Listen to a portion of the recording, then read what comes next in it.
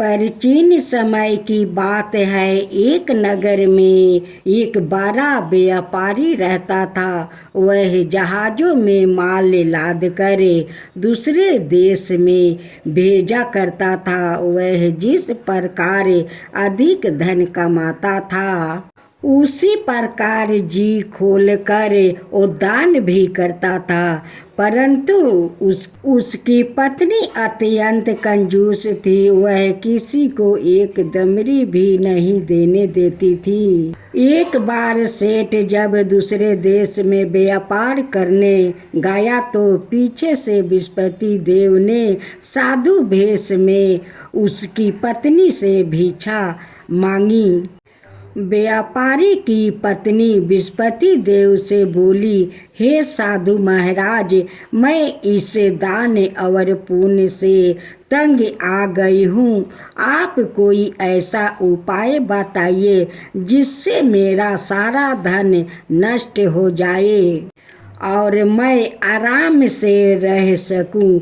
मैं यह धन लुटाता हुए नहीं देख सकती। बृहस्पति देव ने कहा, हे देवी, तुम बड़ी विचित्र हो। संतान और धन से कोई दुखी होता है। अगर अधिक धन है तो इसे शुभ कार्य में लगाओ। कुंवारी कन्याओं का विवाह करवाओ, बिगलाए और बगीचा का निर्माण करवाओ। ऐसा पूर्ण कार्य करने से तुम्हारा लोक परलोक सतर्क हो सकता है। परंतु साधु की इन बातों से व्यापारी की पत्नी को खुशी नहीं हुई। उसने कहा, मुझे ऐसा धन की आवश्यकता नहीं है जिससे मैं दान दूं। तब बृहस्पति देव बोले, यदि तुम्हारी ऐसी इच्छा है तो तुम एक उपाय करना। 7 बृहस्पतिवार घर को गोबर से लिपना, अपने केशों को पीली मिट्टी से धोना, केशों को धोते समय स्नान करना, व्यापारी से हजामत बनाने को कहना, भोजन में मांस मदिरा खाने, कपड़े अपने घर धोना। ऐसा करने से तुम्हारा सारा धन नष्ट हो जाएगा। इतना कहकर बृहस्पति देव अंतर्ध्यान हो गए।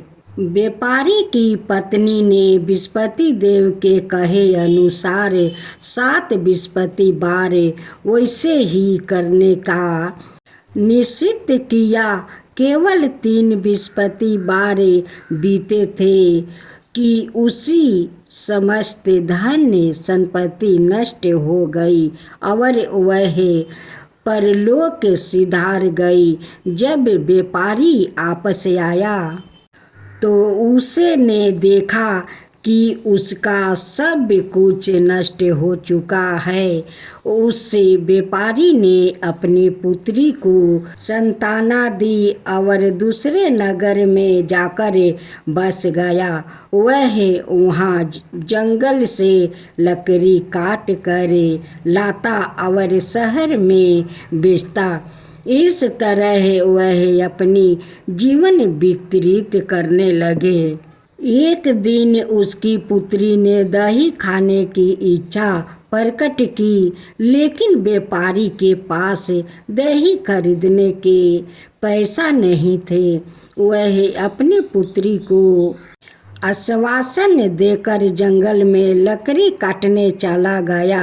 वहाँ एक वृक्ष के नीचे बैठे अपनी पूर्वक दशा पर विचार कर रोने लगा। उस दिन बृहस्पतिवार था।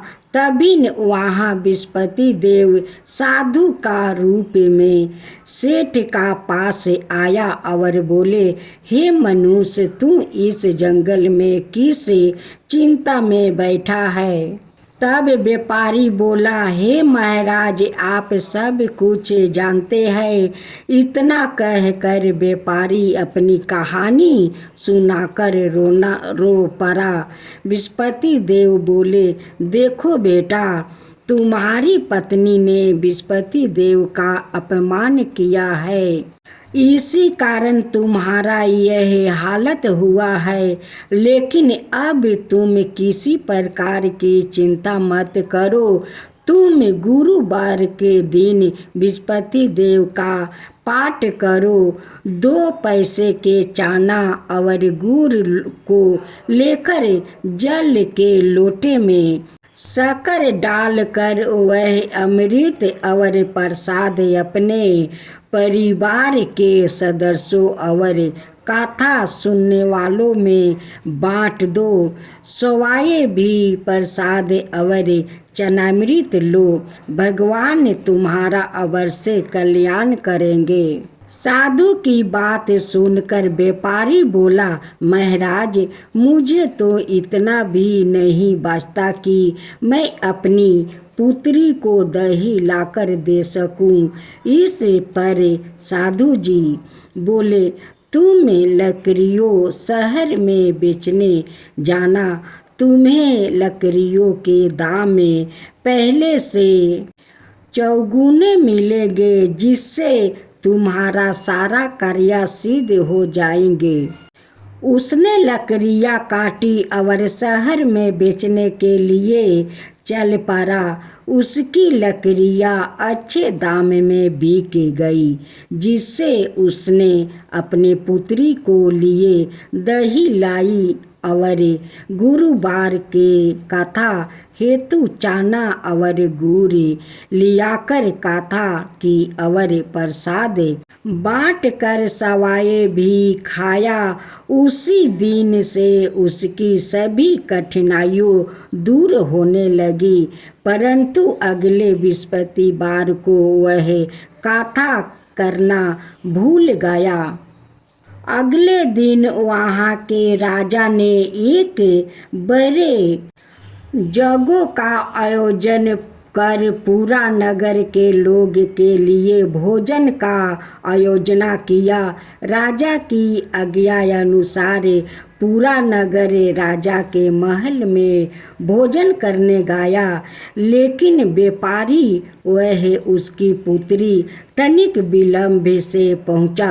अंत में उन्हें दोनों को राजा ने महल में ले जाकर भोजन करवाया। जब वह दोनों लौट कर आया, तब रानी ने देखा कि उसका खूंटी पर टंगा हार गायब है। रानी को व्यापारी और उसकी पुत्री पर संदेह हुआ कि उसका हार उन दोनों ने ही चुराया है। राजा की आज्ञा से उन दोनों को कारावास की कोठरी में कैद कर दिया गया। कैद में पड़े कर दोनों अत्यंत दुखी हुआ। वहाँ उन्होंने बृहस्पति देवता का याद किया। बृहस्पति देव प्रकट होकर व्यापारी को उसकी भूल का अभ्यास करवाए और उन्होंने सलाह दी कि गुरुवार का दिन कैद खाने के दरवाजे पर तुम्हें जो पैसा मिलेंगे, उनसे तुम चने और मुनका मंगवा कर विधि पूर्वक बृहस्पति देवता का पूजन करना। तुम्हारे सब दुख दूर हो जाएंगे। बृहस्पतिवार को कैद खाने के द्वार पर उन्हें 2 पैसे मिले। बाहर सड़क पर एक स्त्री जा रही थी। व्यापारी ने उसे बुलाकर गुड़ और चने लाने को कहा। इस पर वह स्त्री बोली, मैं अपनी बहू के लिए गहने लाने जा रही हूँ, मेरे पास समय नहीं है। इतना कहकर वह चली गई। थोड़ी देर बाद वहाँ से एक और स्त्री निकली। व्यापारी ने उसे बुलाकर कहा कि हे बहन, मुझे बृहस्पतिवार की कथा करवानी है। तुम मुझे 2 पैसे का गुड़ चाना ला दो। विस्पति देव का नाम सुनकर वह स्त्री बोली, भाई मैं तुम्हें अभी गुड़ और चाना लाकर देती हूँ।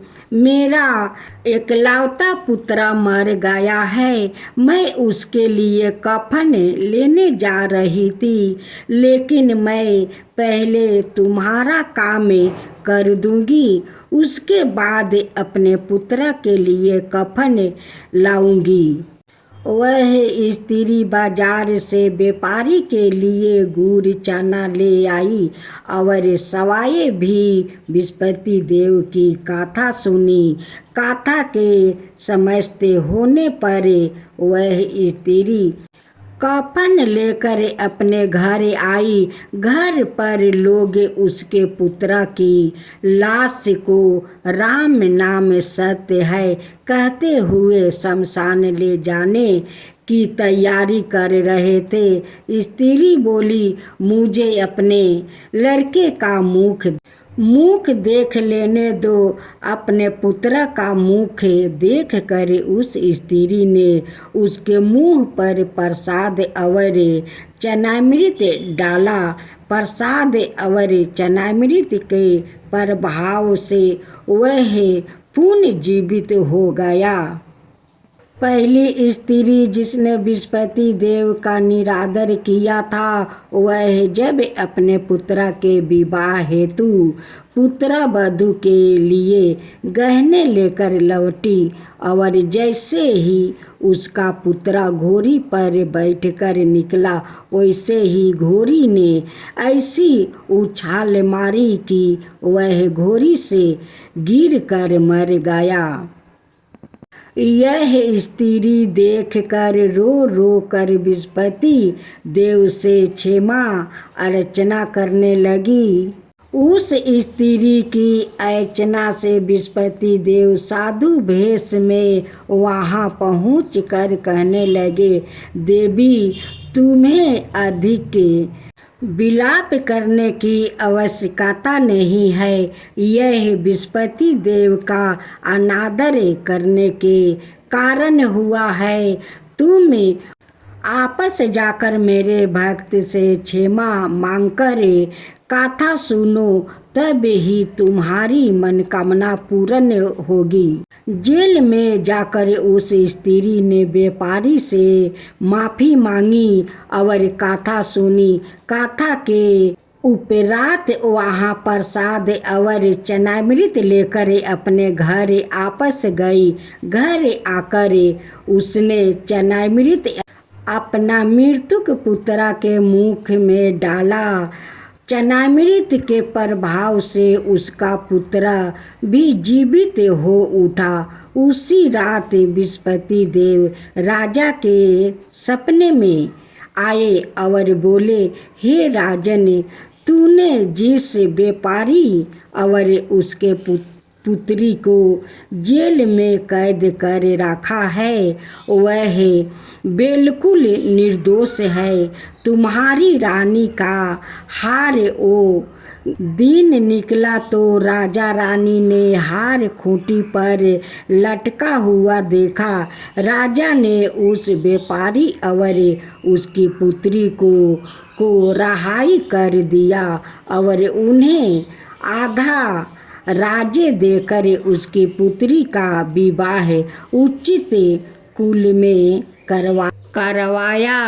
दहेज में हीरे जवाहरात देकर उन्हें विदाई किया खुशी खुशी से।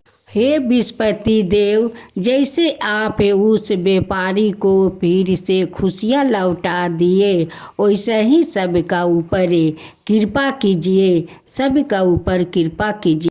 जो आपका कथा कहे, जो सुने, जो हुक्का भरे, उन सब का ऊपर कृपा कीजिए। हे विस्पति देव, सब का ऊपर कृपा कीजिए। विस्पति देव की जय हो, विस्पति देव की जय हो।